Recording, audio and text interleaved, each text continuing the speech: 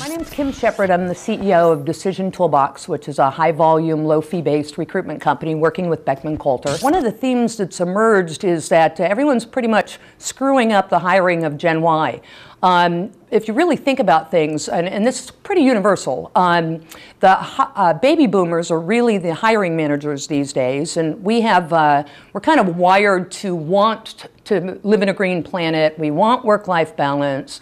We want flexibility in the workplace. We want all these things, and these are big, lofty goals for us to struggle towards. Whereas the Gen Yers, we have a tendency to look at these guys as snot-nosed, hedonistic little brats that we don't interview them, they interview us. And the reality is they're already wired with all the things that we want. I mean, they're born green these days. They demand work-life balance. They demand the flexibility of being virtual in the workplace. And that coupled with the fact that we've kind of moved into a me Inc. world. And it goes across the generations of the Gen Y, which, by the way, Gen Y, just so you know, they're not just a handful of people. This is the critical talent pool. There's 79 million Gen Yers. And with the talent drought that we have going on right now, we need access to these folks, and we need to handle them appropriately, and I'll tell you how to do that. So what's going on across the generations with the Me Inc. world is it's not our parents' generation anymore. The concept of being at a company for 30 years these days is obsolete. Right now, the going rate is about 3 years, and really probably what happened with that is the technology revolution that we just went through forever changed the way we look at time. So now it's a Me Inc. world. What does that mean? And this is boomers to Yers. It means that we look at ourselves as entrepreneurs. Companies don't choose us, we choose them. We're not employees, we're entrepreneurs who happen to reside under their roof at any given time until we deem it necessary to leave. So if it's a Me Inc. world, then what are some of the tricks that you can do to out-recruit the competition? Because you have to remember, there's always going to be a talent drought for top-tier talent. And so you're never going to change that war. What you want to do is you want to change and win each battle. And you don't have to look at the world, you just have to look at your competition. And so how do you get an unfair share of the world's talent? And this is some of the tricks on the way you can do it as it pertains to the Yers. If you have 3 candidates that you're going to interview, and what you would typically do is maybe you interview one on Monday and one on Wednesday and one on Friday.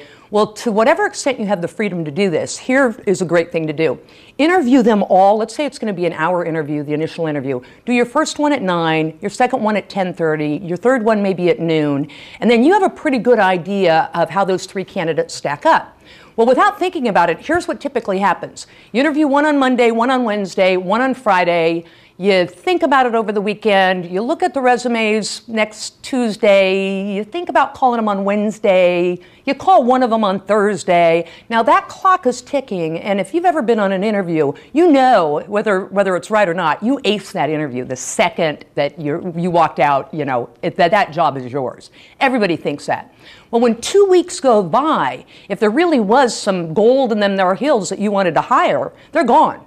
So here's what you want to do in today's generation with today's technology.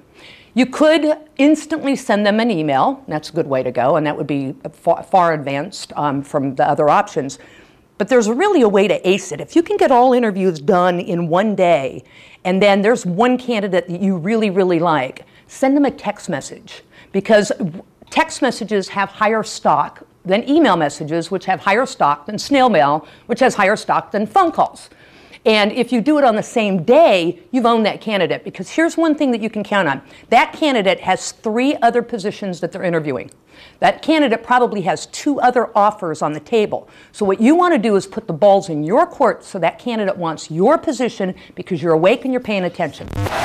Okay, so really this retrain to retain project or program or whatever you're calling it is exactly what an organization needs to do. One thing that you can count on, there's not a business in the United States that is not going to go the way of the buggy whip if they do not embrace these technological changes. Know that the boomers are retiring, we're going away, we're wired very differently than the X and the Y, and we've got to embrace them or we need to let them take the reins.